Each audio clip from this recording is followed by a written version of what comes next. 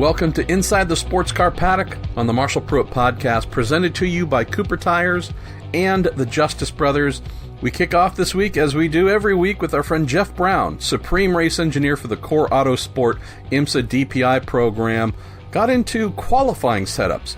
If you're thinking of your standard 12-hour race, 24-hour race, 6 hours, you name it, qualifying might come across as a rather unimportant aspect.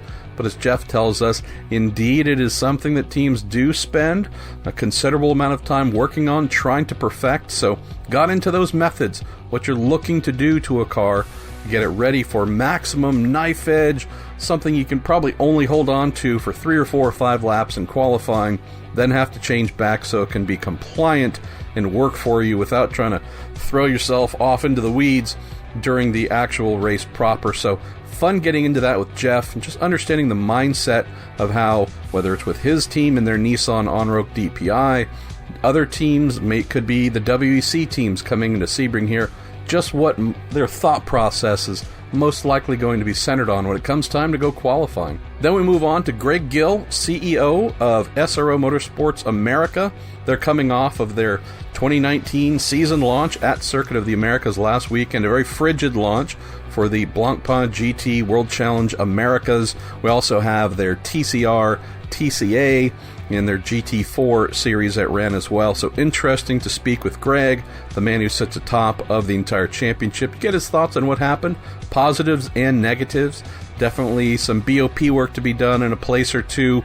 We have maybe some things to consider in terms of when they might race at COTA, knowing that this early March window that they have, Greg being a resident of Austin as well, knowing its climate, might be rainy, cold, and you name it more often than not. So is that something they would look to possibly change for where they kick off their season? Third, we move on to Chris Buncombe. This is an interview that our friend Graham Goodwin from DailySportsCar.com, my co-host for our Week in Sports Cars show, did with Chris, who disappeared from the racing scene for a number of years, has recently come back, is doing some Blancpain racing, also going to be competing in the Mint 400 with his dear friend Jenson Button, the 2009 Formula One World Champion.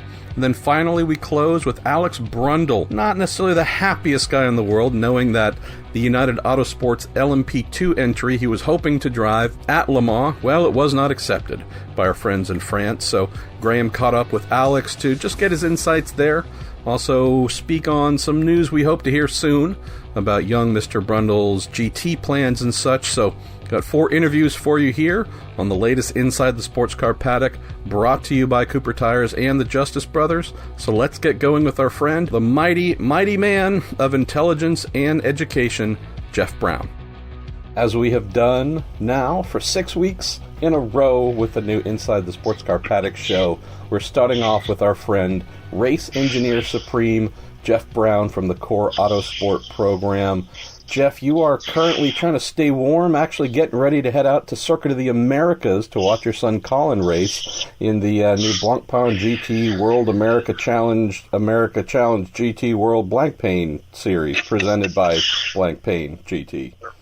Right, exactly. Yeah, I got pretty well ahead on my Sebring prep. I still got another week to go, but I can see that I can fit it in a week. So had a few days off and thought I'd drive the 3 hours down from home to check out Colin, just be a dad at a racetrack and, watch my son wheel the CrowdStrike DXDT Mercedes and see how it goes. So it's been fun to go visit a different world, as it is. Well, we're also going to visit a different world for most people, and that is diving inside qualifying setups in sports car racing in general. And as we try and remember, with your experience, not only as a prototype engineer, but also as an engineer of GT cars as well, you are uniquely and perfectly placed to bring us inside both types of cars and what we would do differently between chassis setup, aero setup, and otherwise coming into a race versus coming into qualifying. So the qualifying side, I'm glad that one of our listeners asked for us to get into this, Jeff, knowing that at least when I think qualifying setups, maybe my mind strays more heavily towards open wheel, say IndyCar or Formula One, where we know there's just a raft of changes made to turn those vehicles into one-lap specials. I don't know if the average mindset has folks thinking that the same thing is done in sports car racing, as much in that direction, but I think folks might be a little bit surprised. So maybe we should start with your Nissan Onroc DPI and give folks an idea of some of the things that you would call for to change coming out of practice, going into qualifying, that would be radically different to extract performance. Yeah, it's interesting in sports car racing. I think, like IndyCar racing, everybody puts in a good effort for qualifying and wants to do well there. Formula One's the same way. Some of these shorter races, qualifying can really have a big impact on the outcome of the race. You look at a 24-hour race like Daytona, and you're like, how important is qualifying? It's, some of it is how much effort a team wants to put in, and that varies from team to team. Some teams, they want the pole. There's commercial reasons for that. Sponsors want the recognition.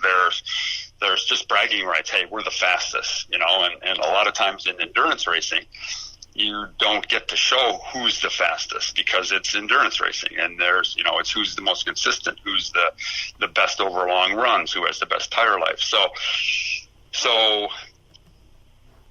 to start out, first you decide what your level of effort wants to be. So let's assume, since we're talking about what we do for qualifying, that you really want the pole.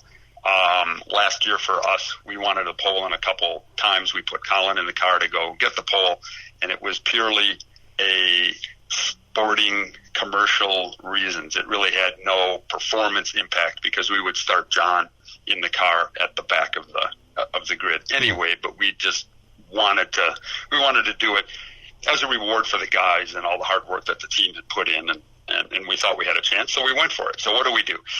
The obvious one is we run very, very low fuel because we only need fuel in IMSA for 15 minutes of qualifying. So a lot of teams will even fuel for less than that. They know the tires peak at, let's say, lap 2 or 3, and they'll fuel for 4 laps, and that's it. They can't even do 15 minutes. So you'll put in, 20 liters, 25 liters of fuel. And with our cars, 10 pounds is roughly a tenth of a second a lap on, in general terms. So we want to get that fuel down as low as possible and try to match that fuel load with when the tires are going to peak. So that's the first basic thing. Then a lot of times we'll be working on the car in practice, and drivers will have comments of changes like, ooh, that's good. That makes it really sharp on turn in. I think the rear tires, if they were new, could handle that. But on used tires, it's going to be too much. It's going to oversteer too much. But let's keep that for qualifying.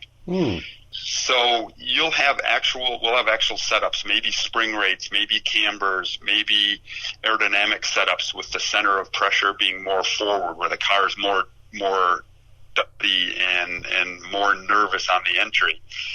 That when you put new tires on the car, you get enough grip for a few laps that it can handle that. It can handle that sharpness and that aggressiveness on the setup.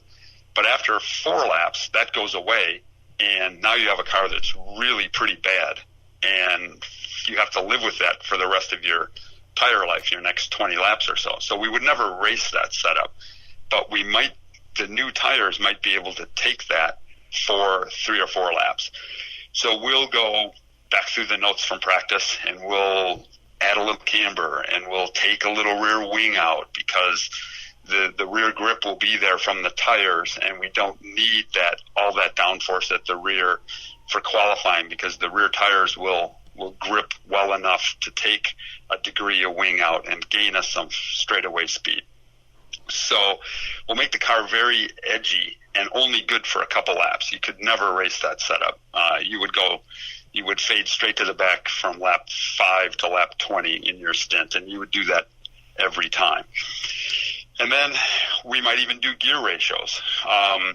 You're never going to be in the race on new tires and light fuel tanks. You're always going to be on new tires with heavy tanks. So when you have your best tire grip, you have your heaviest car. In qualifying, when you have your best tire grip, you have your lightest car. So from a gear ratio standpoint, you may be able to optimize some things that only works for 2 or 3 laps. Those are probably the major areas. Some of the electronics will turn the TC down because you have the tire grip that you have now.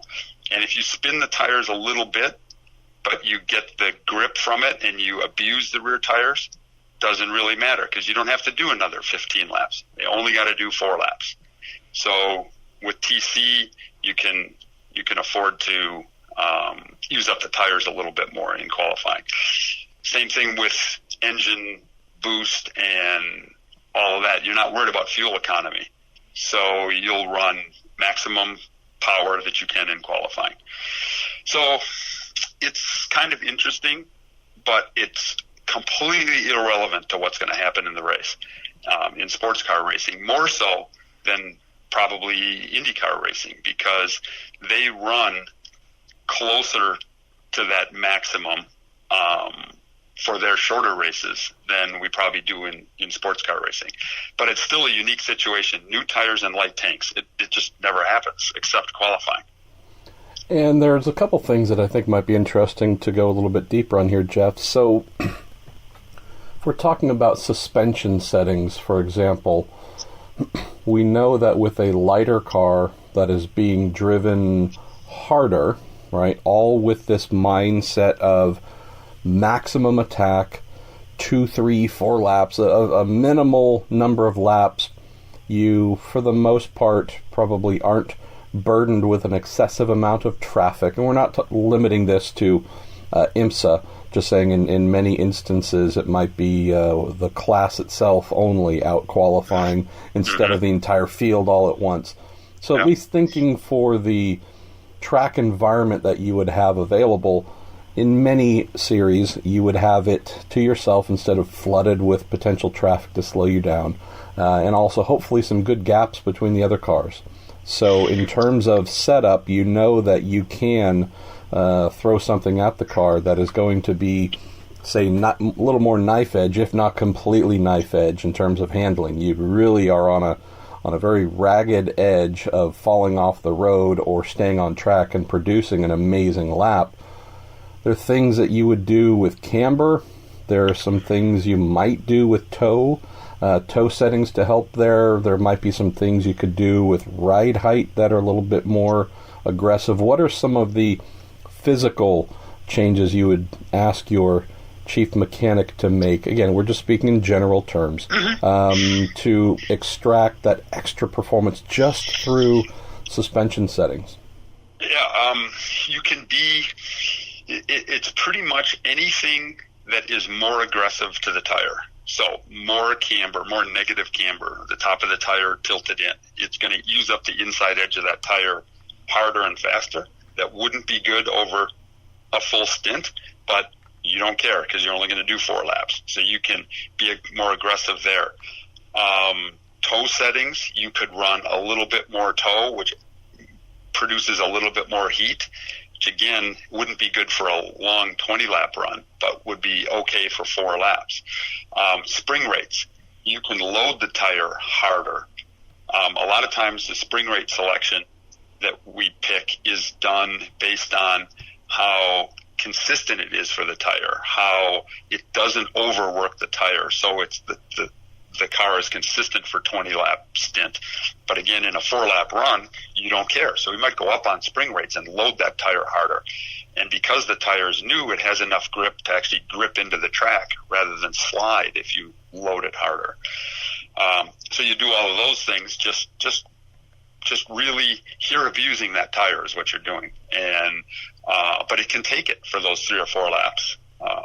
Same thing with shock settings. You can go up on damping and just load the tire harder that way. So it's all notches up that aggressiveness. Not only is the driver being aggressive, the engineer is being aggressive with the chassis setup on the tire and beating it up. And tire pressures. You're only going to run 4 laps. You will a lot of people will bump their tire pressures up a little bit so that the tires come in at the pressure they want on lap 2 rather than maybe lap 4 or 5 in a long run, because you don't dare want your tire pressures to go too high in a long run, because then you start to lose grip in the middle of the run. But in qualifying, again, you're just trying to peak on lap 4. And so bump the tire pressures up, get them come in lap 2, make lap 3 and 4 your killer laps. Hopefully you don't get traffic then, and you're on the pole. One of the things that we have seen, oddly, from a rule standpoint, is a statement that once the car hits pit lane and the session starts, you cannot touch it. And I do mean you cannot physically touch the car in so many instances. And that, to me at least, seems to contravene the idea of qualifying, where if you have, pick the amount of time, 15 minutes, a half hour, to try and set the best time, well, there's no way that you are going to send a car out that is truly perfect.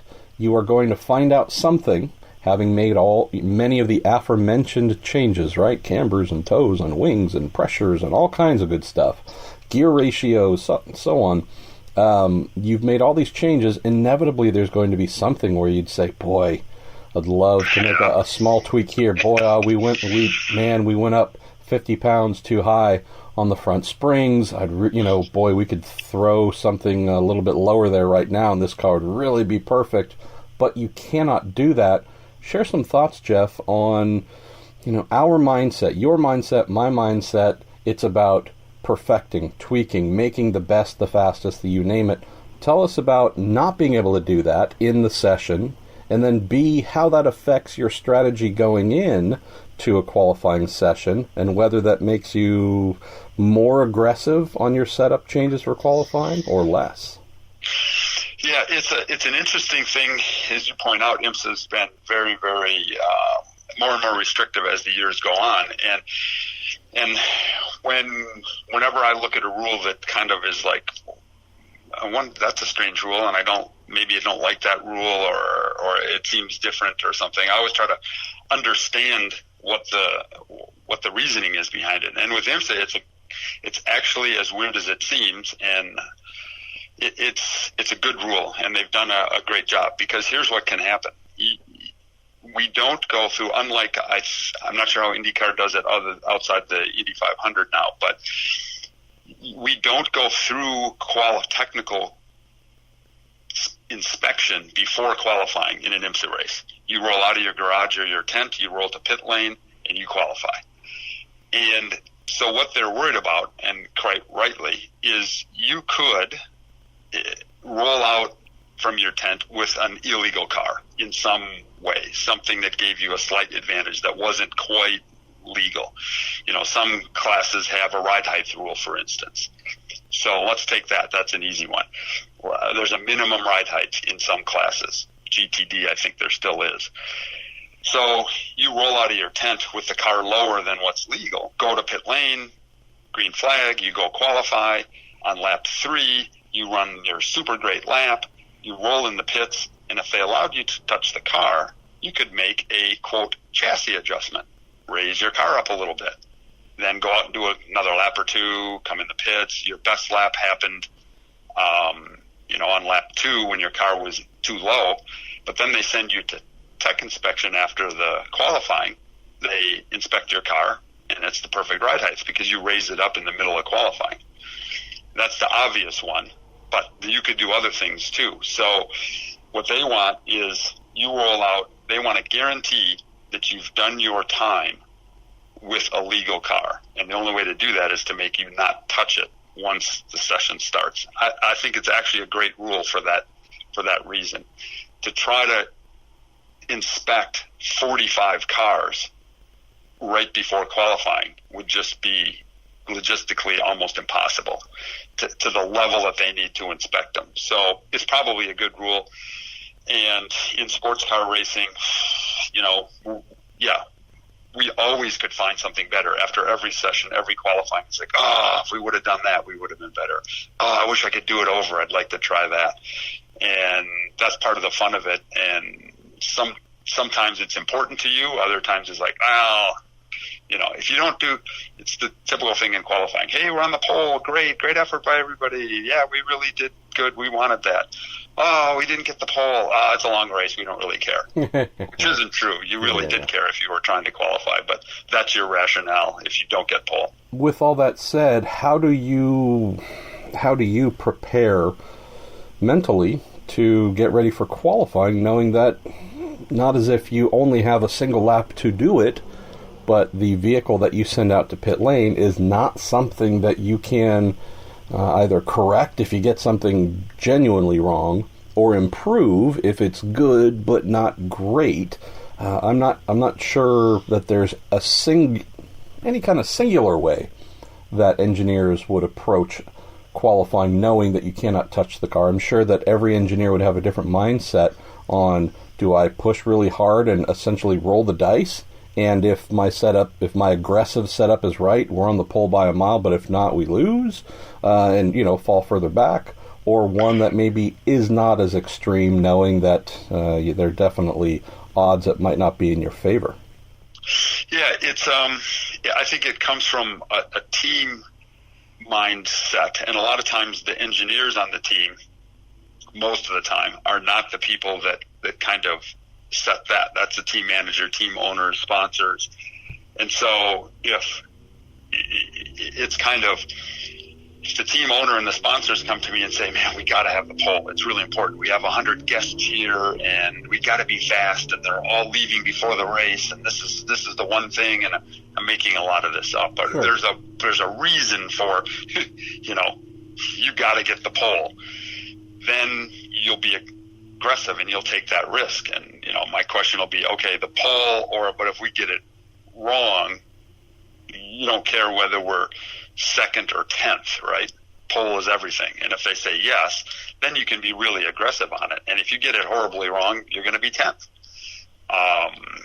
which might be okay. Other times, it's exactly the opposite. Qualifying, we don't care. It's an extra 15 minutes. A change we tried in practice, in the last practice, I want to go back on that and try something else. Let's just use it as a practice session. We'll actually run more fuel. Let's run half tanks and just go out there and use it as a practice. Who cares where we start? We're just going to start in 10th at the 24 Hours of Daytona, 4 spots from, 100 feet from pole. If we can't make up 100 feet in 24 hours, we got more problems. So let's use it as a practice session. Some teams will do that. They'll just strictly use it as another 15-minute practice to try one more change. Some teams, we've done this quite often. John Bennett, he normally starts the races for us. He often, because we're working on the chassis setup during practice, he often doesn't get to run a new set of tires during practice. So we'll use qualifying because he has to start the race. So we give him a chance to run a new set of tires, and it's his time to go without traffic, without GT cars, to really see what he can do and gauge his performance that weekend and feel what a new set of tires is going to be like. And so we'll use the session for that. And we get more as a team toward our race result out of using the session that way than we do putting Colin in and trying to go for pole. So a lot of times you'll use qualifying for a better race result. And really that's, unless you have those pressures of sponsors and other outside pressures that make qualifying important, that's kind of been my approach, is how can we use qualifying to give us a better chance to get a good result in the race. And that's how we'll manipulate our setup and our strategy and our driver choice and our tire choice for qualifying. Gregg Gill, it's always awesome when you and I get to spend some time, speak about our passion for sports car racing. As the head of SRO Motorsports here in North America, we're coming off of a debut weekend, what's become a bit of a fixture for the series under its simplified name. It's changed, but World Challenge is still in there for its fans. Circuit of the Americas has definitely become that go to look for it at some point in March type debut season, debut opening for the championship. Now with the SRO fully involved, the name change, Blancpain GT World Challenge America. Before we get to the races and who won and some of the fun stuff that I'm hoping you can share some insights on, maybe tell me about this coming into 2019 with the full name change, full SRO-ification, if you want to call it, of this long-standing North American Sports Car Championship. What were the positives that you saw roll out? What were some of the things that you imparted to your staff to say, hey, these are some things we want to maybe improve upon starting off in 2019? Just curious takeaways from your first event with all the changes in mind. Well, I'd like to do that. And of course, I want to wish you and I a happy anniversary as well, because this month is our 14th anniversary of working together. And you probably don't track insignificant things like that, but it has a huge heart on my calendar of the first time you and I became involved in the media business together many years ago and talked about aerodynamics and things that we can do. So I kind of noticed that the other day. So Marshall, sure appreciate the opportunity to talk with you and appreciate what you do for sports car racing and motorsports in general. Thank you very much. Well, Tuner Performance Reports magazine's long live Tuner, long live TPR. Awesome. What is it? No girls, no gimmicks, just boost cams and Civics. That was our tagline. It's good things to remember.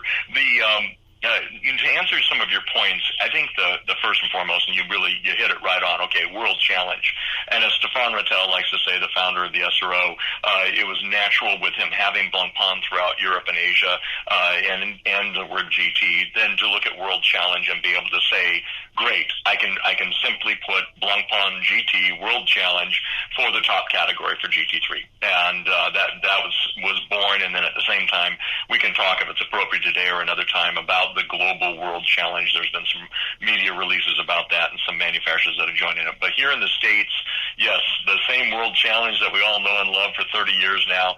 We're in our 30th continued season, which some other groups can't say, so we're very proud of that and very thankful for our fans and partners that have brought us there. Going into this weekend, I told our staff we are turning a new corner. In a lot of cases, it's going to appear, holy cow, the branding of this company just literally changed it overnight. All of us understand there was a one small staff change. Other than that, it was the same people of when the SRO became the majority shareholders of WC Vision, which still exists here in the States. We just now are doing business as SRO Motorsports of America. There was only one change in the ownership group. Everybody else remained. All the staff remained. Everything remained the same. So what it came down to is, how can we serve our customers better, which has always been our theme. And that's been probably the uniqueness of World Challenge in general, was a focus on the customers, not a focus on manufacturers, not a focus on sponsors, but of the drivers and racers. And that's where we've been at, and the fans ultimately. So we went that direction, and that came, and I think is a good way to always bookmark the good and the bad. When we finished at Watkins Glen, fantastic circuit, great racing, but only 10 cars in GT. Absolutely gutted. It just looked like a bomb. You could fire a gun in the paddock and you wouldn't have hit anybody. It was just the teams, like I say, they did a great job, raced well, but it was just a general feeling of, wow, what's going on? What are we going to do? And Stefan sat down with all of us and said, what would you like to talk about? We did a format and did a presentation to the teams that were there, talked to them about expanding the racing format, going to full fueling and pit stop to really allow strategy, but at the same time stay true to our roots of sprint racing, even though they like the shared driver format, keep it into 2 45-minute sessions, so 2 90-minute races, and obviously jumping to 23 cars on the grid at COTA. That showed the improvements there. That's the kind of, I don't want to say that speaks for itself, it's too easy to say, but it really, the efforts then put in by the class manager, Stacey Langham in GT3, Jack Baldwin in GT4, and of course the legendary Jim Jordan in the touring class, all of them were way over the budget, and the customers and all of them had a great weekend. We were really, really blessed, really fortunate under an incredibly miserable weather conditions at COTA. Well, and again, when I said bounce around, I did mean we'll just kind of jump around here. was one question I had. IndyCar is heading to COTA for the very first time here in a couple of weeks, and just knowing what we have seen at Circuit of the Americas with World Challenge there in recent years, it seems like it's either gray and overcast or raining like cats and dogs. I mean, it makes for fun racing.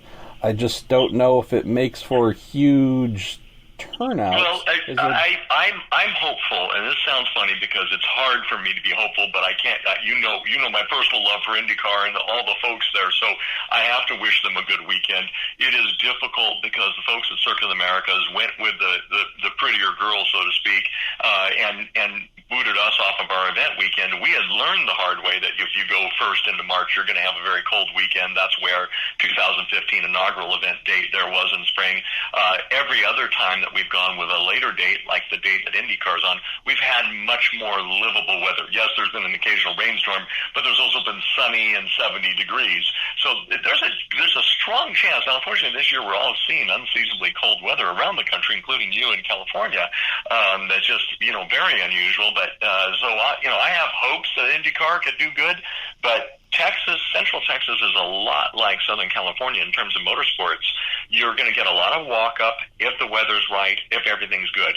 I think the pros for IndyCar coming to town are they put on a great show. It's a well-appreciated form of motorsport that people want to see around the country.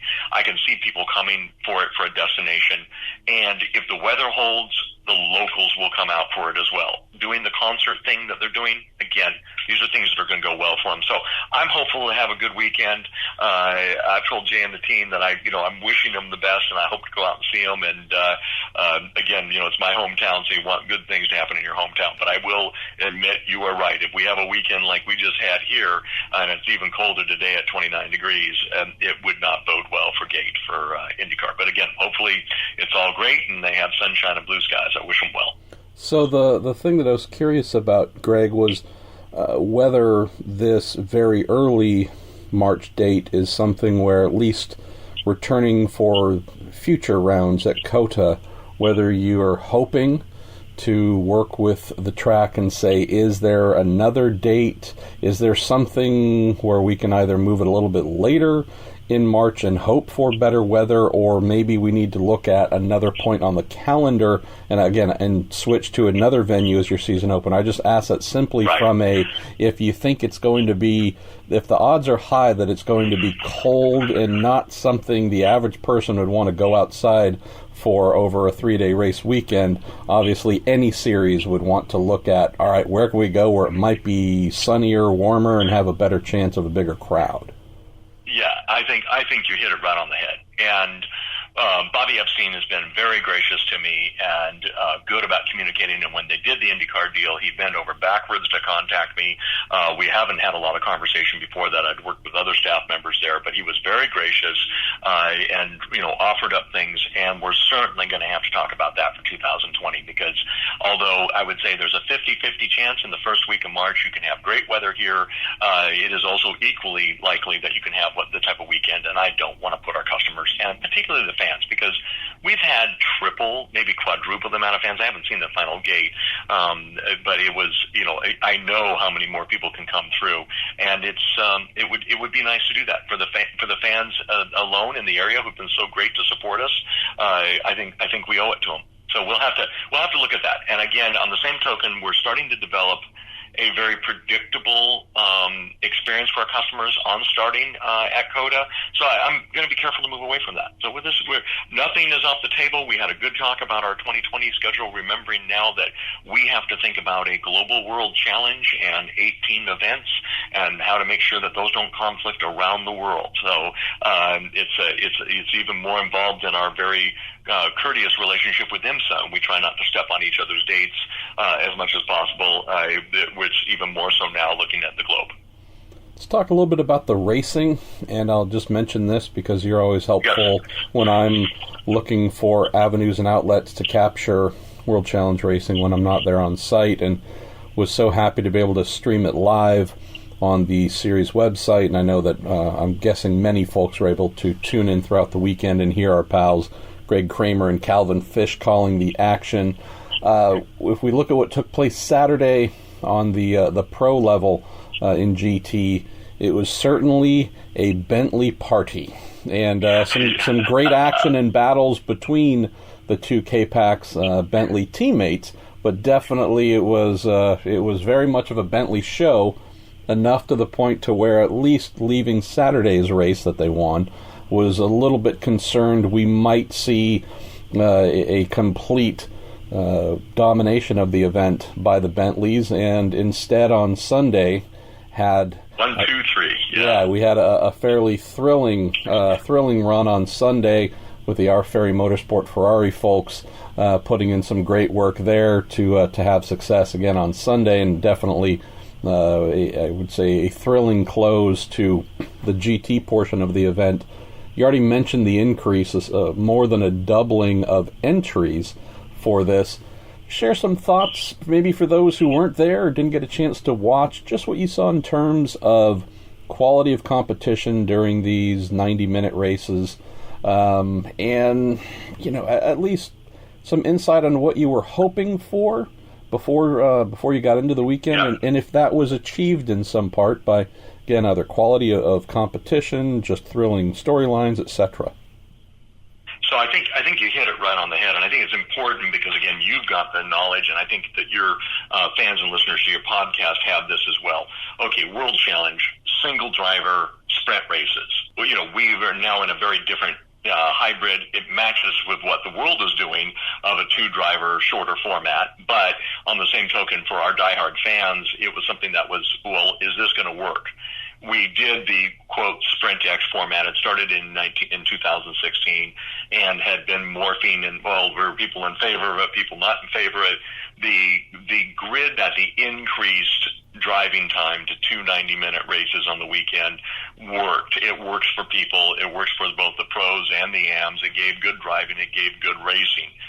To back up a little bit, though, so I would say we're now very safe. There was no feelings after the weekend, and I'll certainly wait till we're done with VIR and CTMP to put this in stone, but there were no feelings after the weekend of, well, maybe we'll need to tweak the format. No, not a single person came back. Everyone came back, all smiles. This works for us. We're happy. And when I say everyone, I'm referring to the drivers and teams. The fan response has been very good, and thank you for commenting about Greg and Cal. It was great to have them back together and with us, and it's just a dynamic team. Ryan Marine did a fantastic job calling the race action from the pits, and you would have liked the one moment on Sunday, and I don't know if you got to see the race, but Greg and Cal kicked it over to Ryan. They go, all right, well, we'll see how brave Ryan is. We're going to go have him talk to Tony Vilander now that full caution has been closed. And anybody who's had the fun of getting the angry Finn when he's not in a good mood, and of course Tony was very gracious in this instant, but I think his time in Italy has helped. But it was really fun to see the chemistry there. We really appreciate the guys. To come back to your point, and when you have a 38.5-second gap or 37.5-second gap between the first two cars, which are the same mark and team, with the rest of the field, no one's happy.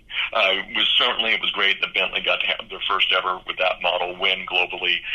Congratulations to them. But the next day's results were much more indicative of what the future holds with the BOP and what we're working on. So I was very pleased with that. And we obviously we all knew that Ferrari, Porsche, and Bentley were going to be strong this year.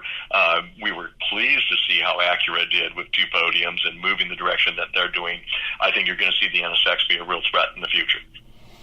And I'll get to the Pro-Am portion of the winners there from the GT3 competition. And definitely one thing that stood out, and again, this was coming out of Saturday, so maybe you can give some thoughts here. Referring to BOP moving forward, there are some mighty talented folks driving Mercedes AMG GT3s. Didn't appear to me that many of them were able to get threatening speed out of their big Mercs. I'm guessing that might be something that's looked at as we again move forward in the championship to VIR as to whether, as we have it every time coming out of every race, there's always an evaluation of BOP, but at least externally it looked like the Mercedes. Oh yeah, when you're looking at again, it's a crazy world when we're starting to worry about tenths of a second. But when these guys and gals are so good, and down over in a class that we probably won't get time to talk about today, but for Jim Jordan and the guys in the touring class, we had 4 people in touring cars classes that were in TCA, the lowest one in terms of cost of entry.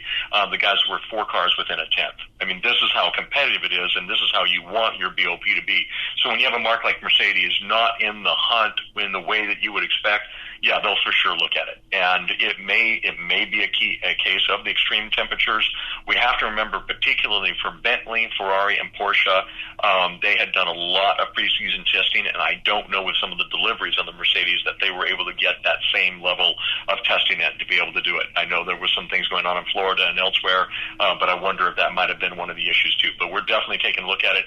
Marshall, not a topic, but it's something I want to hit and tell you about an internal discussion, and we may want to, again, pick up at a later time, but the SRO has actually added a large amount of staff for the technical department and the BOP going forward in 2019. This is a global development.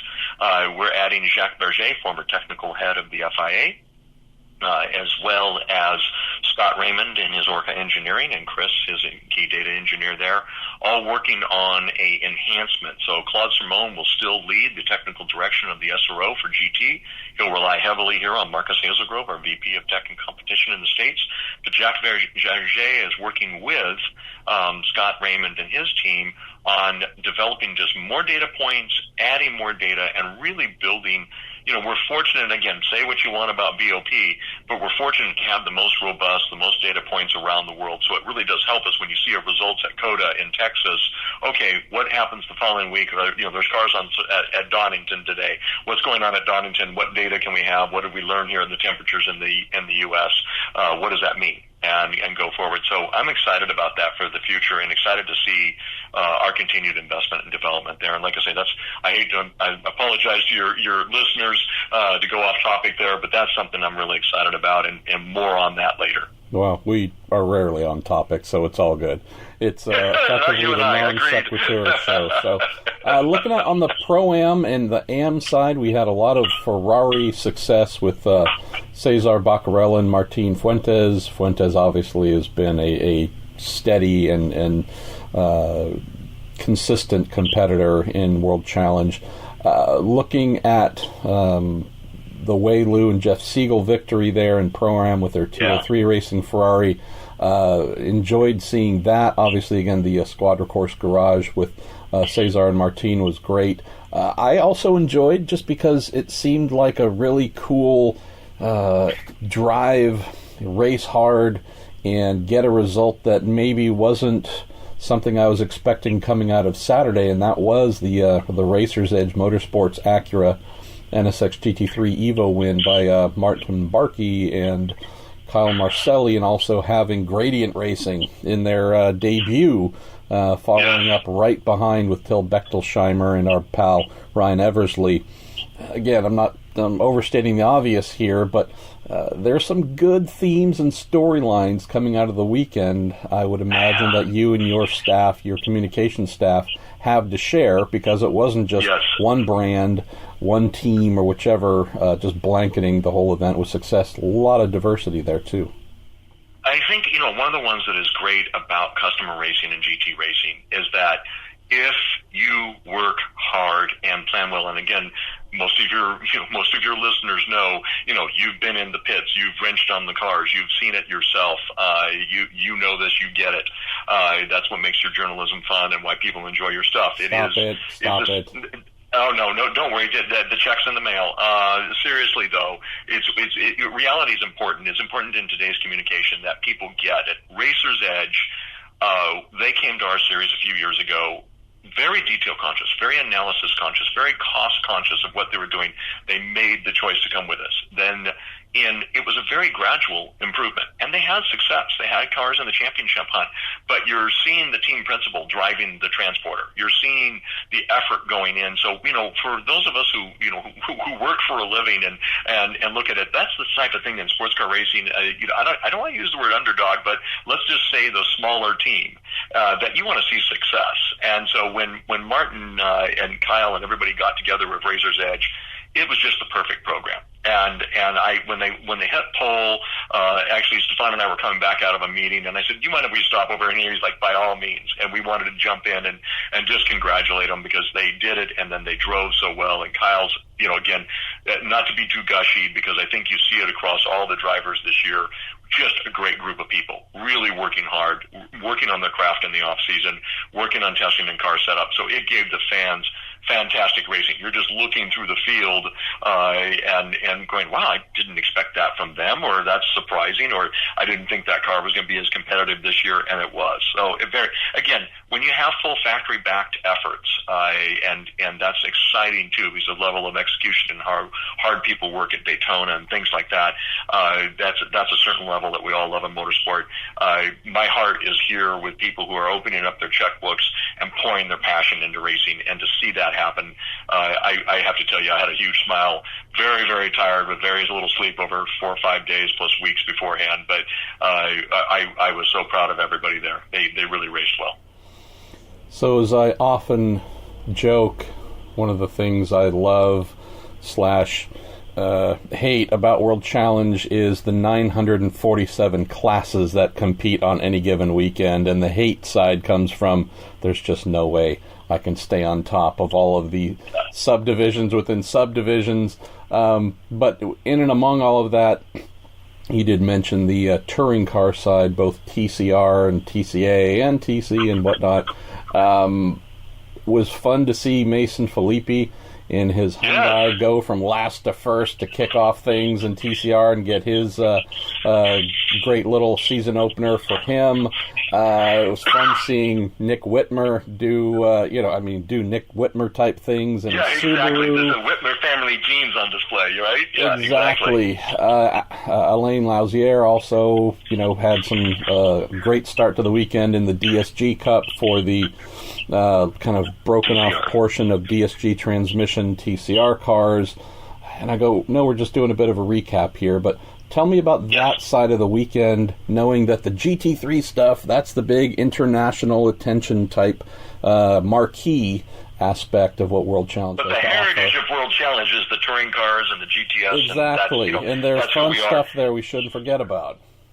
Well, thank you for that, and let's not forget when we were developing classes that I called you and you specifically told me to run the class for left-handed drivers, that's been exactly. So we want to make sure we don't miss any potential classes at all. We did note, as cold as the weekend is, and as we're trying to be as inclusive as possible, we wanted to make sure that in future we have an Inuit-friendly facility, and I think we do. It was just nuts, and the touring car guys. One of the things that we did, and I think you may recall from last year at Portland, knowing the heritage of the company, we had been kind of backhandedly blessed with the notion that, you guys have got a ladder and you could start with TCB or TCA and you can move to GT. And, I kind of let that exist because it sounded good to me. I thought, well, that sounds nice. But then the inherent feeling that came out of it, which I didn't like and we wanted to move to change, was, if you're in one of these classes, welcome to the bottom rung. And you're not going to get good TV and you're not going to get coverage and you're really not going to have any fun because it's all about GT3 and in some weekends IndyCar. So, good luck. And at Portland, we sat down and said, okay, we don't want you looking this way anymore. We're certainly going to treat our GT3 customers with the level of deference and exposure that their investment merits and their global exposure merits. But from now on, don't think of this as a pyramid. Think of it as 3 boxes side by side. GT3, GT4, and Touring Car America. And that has, I think, out of that and the hard work of Jim and Jack has really grown those grids. So we had hoped for 38 cars at COTA. We ended up with 47. I think we ended up with 45 finally on the grid. A couple people weren't able to make it in, but they entered. And then the same way, even more so on GT4, where we had a budget of 22 cars and 33 were entered, and I think 32 showed up on the grid. Again, kudos to Jack Baldwin, who built GT4, and to Jim for doing the TC classes and growing it that way. But I think it speaks to the heritage of World Challenge. And this, our 30th year, we're going to keep pushing it because, Peter Cunningham and company, and you can name all the other people, touring car was where our roots are. And we're making quite a heavy emphasis on that, and that's going to continue. Amen to that. Well, we've got a little bit of a wait till we get to play some more with World Challenge. But happy for you, happy for the series. A very positive start to the year. No major argy-bargy that I can think of that requires dispatching brand new chassis and whatnot to get ready for the next round to repair this, that, and the other. So just seemed like a fairly clean and straightforward weekend. And I'm telling you, these days that's really not a bad thing. So good on you and good on your staff there, Greg, for getting the 2019 season off with this brand new name and this brand new identity for the series, headed in the right direction. Thank you very much, Marshall. We appreciate it, and please, as always, for your fans, yes, we listen, and we appreciate the comments, and we also appreciate how difficult it has been with the development of the series to see things that have changed, but we think we've made the right changes. But at all times, they can reach me via email. Heck, I keep my phone number on the website. Call. We're here for you. We exist for all of you, and we thank you. So, Chris Buncombe. Chris, you and I used to meet each other across a crowded paddock just some years ago, including spells with Aston Martin Racing and, of course, as a Le Mans class winner. It then went really quiet, but you're now very much back on the scene. What's been going on? Why have we not seen so much of you, and why are we seeing so much of you now? It's great to be back behind the wheel. I just took time out really because the sort of opportunities that I was looking for in racing didn't exist without some form of big budget, which I've never been fortunate enough to have really. And I was building a business, and the opportunities outside of my own driving were there existing that I wanted to pursue. So it ended up giving me a 7-year absence from racing and, pursuing some other challenges really. So, I mean, we first came back in touch with you, not as a driver, but actually you've got a great friendship relationship with Jenson Button. He's now back very firmly in the public eye. You've been doing some great stuff supporting his Super GT efforts, and we've seen you around the WEC paddock as well. Tell us a little bit about how that's all going along with JB. Yeah, first and foremost, really it's just we're best buddies, and I'm just there to support him in his racing endeavours as he does in mine. And during my time out, a lot of my time spent was business in and around Formula One. So through that journey. So when his time was up to retire from F1 and then pursue the challenges in GT and endurance racing, I guess whilst that's still at a far higher level than I've ever been lucky enough to race at, but there's some relevance in sort of my world of previous endurance experience that could relate to. So really just been there as his wingman really, and enjoying being the sort of support in the background. And it does seem to be a very enjoyable part of his career at the moment. He's clearly enjoying the success he's having in Japan. I think he's enjoyed at least the experience of being at the WEC races. Maybe the S&P Racing performance and reliability has been maybe a bit of a tick in the unhappy box there. But is he enjoying it as much as he seems to be? Yeah, definitely. It's obviously very different from the world of F1, but all for good reason. Sort of taking the politics and the real work that comes with F1 out of it, and it gives him now the opportunity just to be back enjoying doing what he loves, as we all do, which is going racing and driving a race car. We'll come back to the latest project in just a moment, because I know you're approaching, how can we put this, a very interesting period in this programme of things that it looks to me like Jenson and yourself are doing, because actually they're great fun. But before that, I want to talk about your racing. We've seen you in the Asia Le Mans Series, close call with a potential championship run there. Disappointing week for us for United Autosports. Yeah, definitely. Hugely disappointing to see that. With given the commitment that they've had to the ACO, well, not only this past year, but historically, to see just one entry confirmed at Le Mans, as it's been reported, very disappointing for them. But a big campaign in Asia, fantastic for the team to win the championship with Paul de Resta and Phil Hansen. obviously frustrating and disappointing for us in LMP3 just to miss out on the championship by a little bit. But we came close. We went into that final race last weekend in Sepang with a realistic chance. We needed pole and the win. We had the pole thanks to Wayne Boyd, and it was really down to just an unfortunate first safety car and a longer first stop for us with a steering issue that really cost us the opportunity to challenge for the win. Yeah, the irony is, at one point, I think on TV commentary, I was talking about United being in a position where they could have won all 3 titles. At that point, had the red flag come out, if you like, United would have walked away with 3 auto invitations. But your racing this season, this year, is not just going to be about that. You've got now, with announcements we've seen today, a dual role this year. I'm going to say, I try to kind of be polite about this. Great news that we had some weeks ago about your role as the driving force behind a brand new team, which has elements, of course, that relate to Jenson, the Team Rocket side of things. And you can explain that for our listeners in a moment. Bringing the Honda NSX, the Evo, to the Blancpain Endurance Championship, but also bringing back some old mates of ours and of yours, Bob and Liz Neville and their fantastic crew, and your bruv. Well, at the moment, Alex, my brother's not involved in that project, but really for me, Alex has been 10 years as a factory driver at Nissan Nismo, of which Bob Neville at RJM Motorsport has run that programme,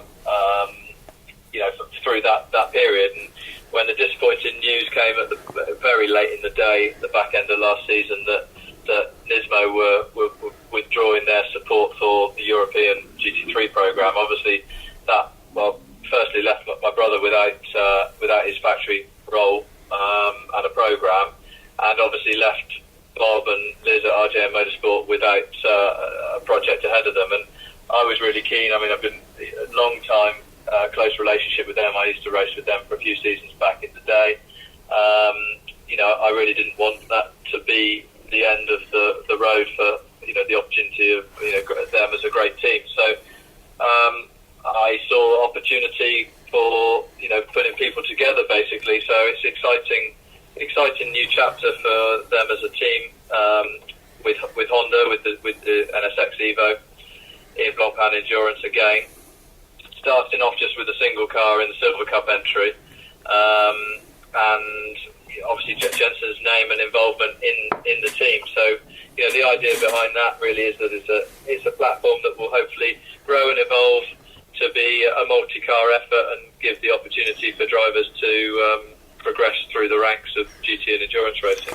Tell us a little about your experiences so far with the Honda guys, JS, based in Italy, of course, but and how they're approaching what is a very tough call to find teams, whether or not that's getting teams to transfer their allegiances or find new teams to get these spectacular GT3 cars and actually spectacularly expensive GT3 cars out there and racing, because there is now a ticking clock, isn't there, for manufacturers to get these cars out there in the numbers that are required to keep their homologation? Yeah, certainly. I mean, obviously, still early days in our relationship with Yas in Italy and the Honda NSX, but they've been extremely helpful and supportive to help get the project together, and enthusiastic about the opportunities that come with it.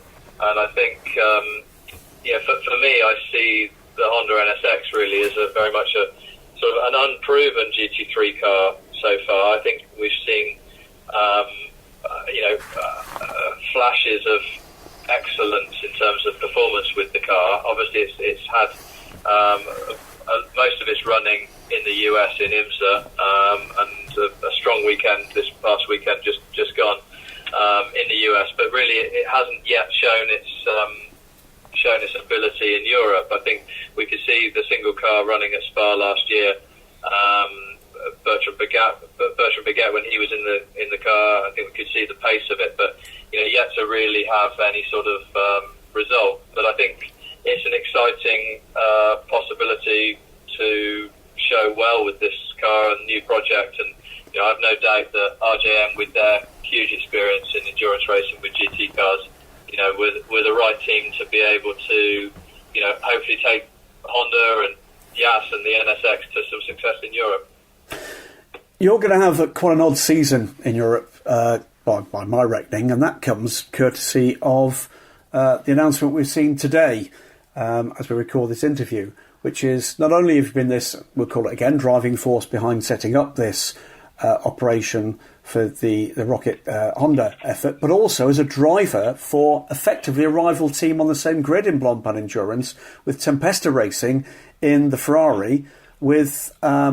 You've got Jonathan Hugh, you're going to have to help me, Huey, and also Chris Froggatt as well, who we've seen you driving with before, with some great success in the FI GT Nations Cup.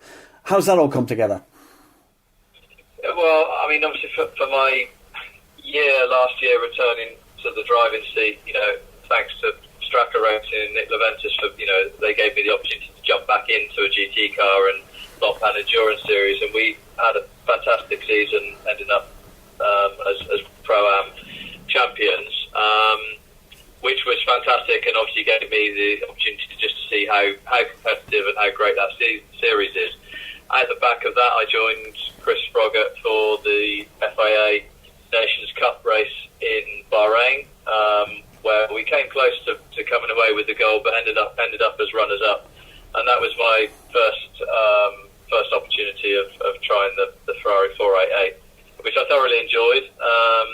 And then a few months back, Chris contacted me with a plan to come full-time into Blancpain and asked if I'd be interested in joining him and Jonathan in the lineup. And for me, that was really a really exciting opportunity to return to Blancpain Endurance and to have the opportunity to defend the Pro-Am title with obviously a new driver lineup, but then also a new car and new team. So for me, that's an exciting challenge to go back to the same championship, but in obviously a different sort of setup.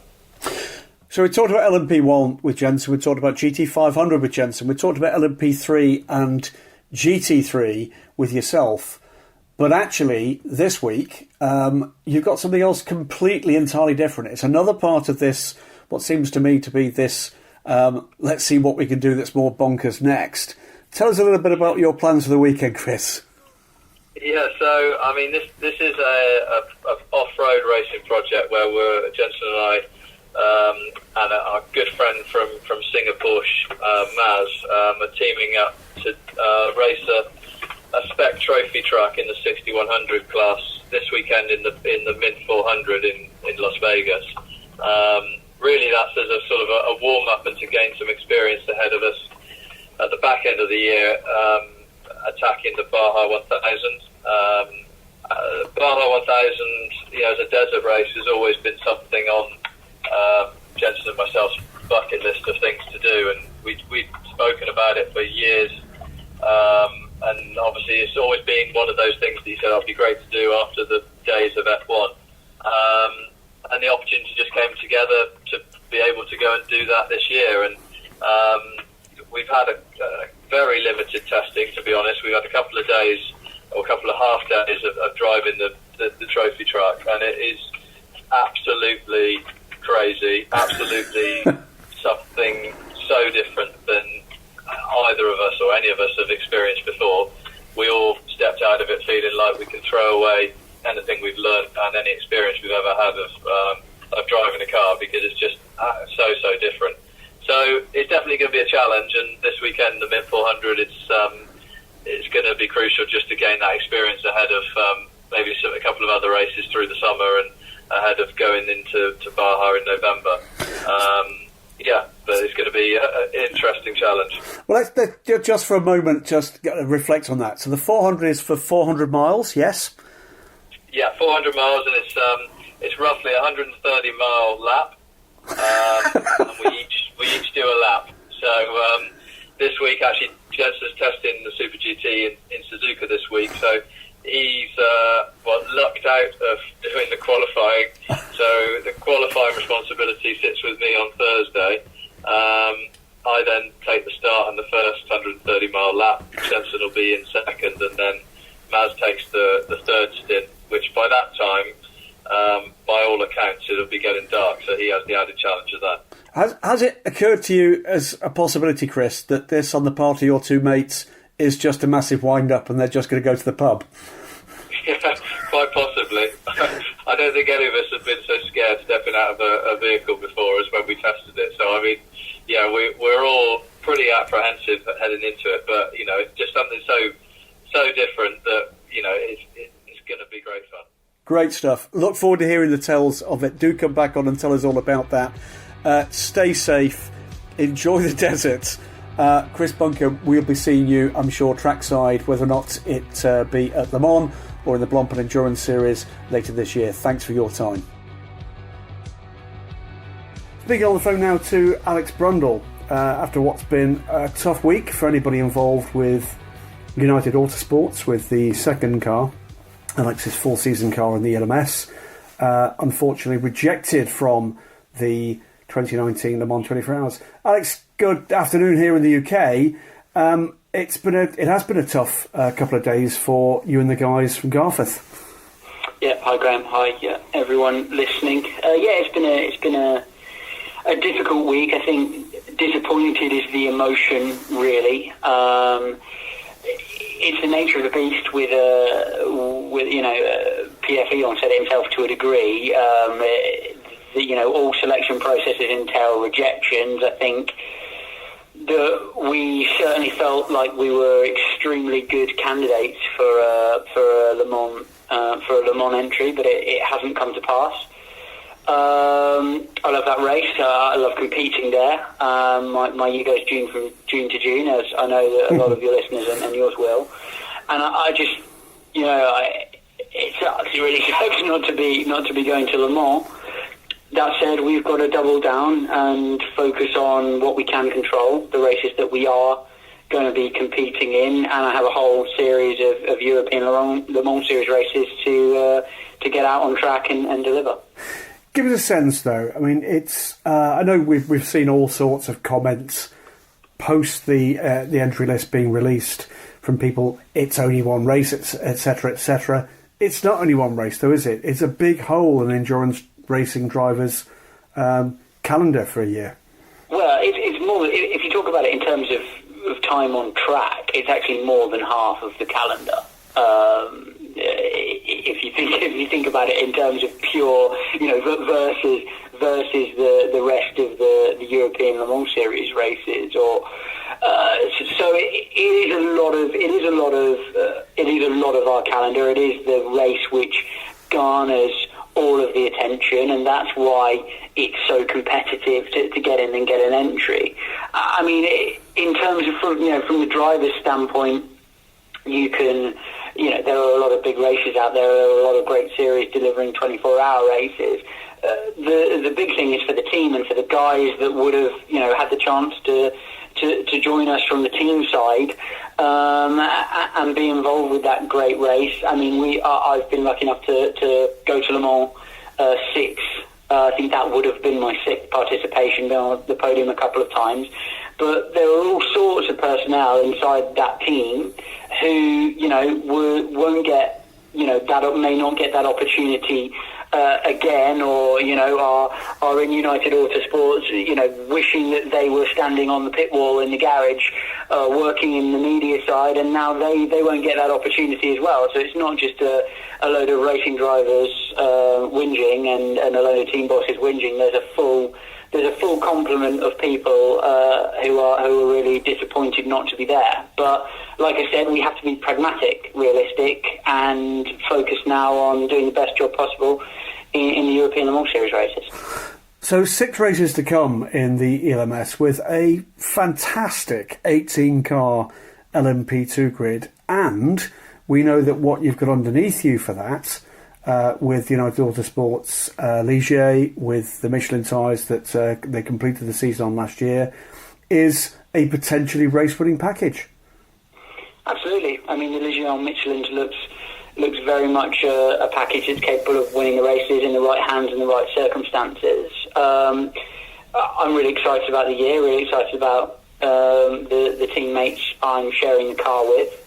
I think we have a very, very good chance to take home some silverware.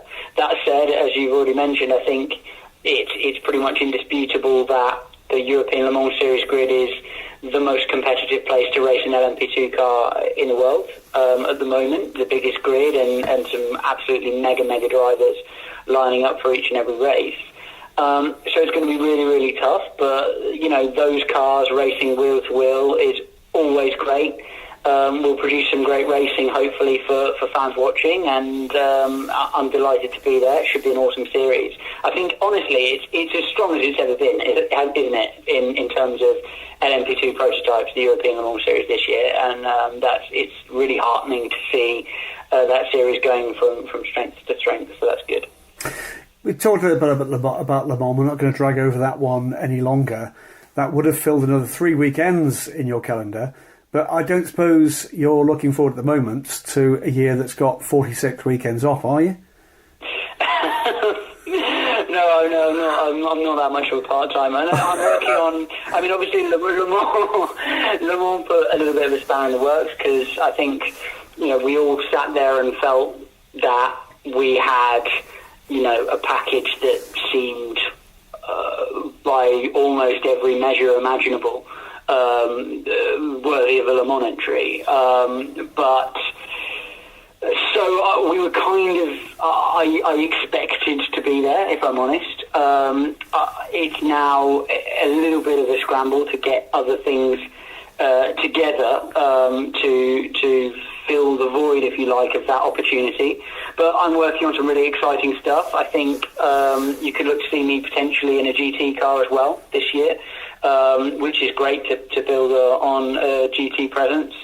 And I really want to try to find something to build a bit of a presence in alternative fueled race cars or electric race cars this year. I think it's a step that all young professional racing drivers need to be making because it's the direction of the future. And we need to make a start in motorsport on becoming ever more current and ever more in the direction of road development, and that means the drivers, not just the teams in the series. It's an interesting one, isn't it? The kind of rapid electrification of the road fleets, and obviously motorsport needed to respond to that, whether or not it's pure electric, whether or not it's fuel cell technology that's coming forward rapidly, whether or not it's the hybrid side of things. Any particular part of that that's taking your eye at this point? I think it's going to be really interesting, isn't it, to see how hydrogen lands in that space. And, we've had the massive development of Formula E, all of the, I think, extremely road relevant hybrid stuff that's going on in LMP1.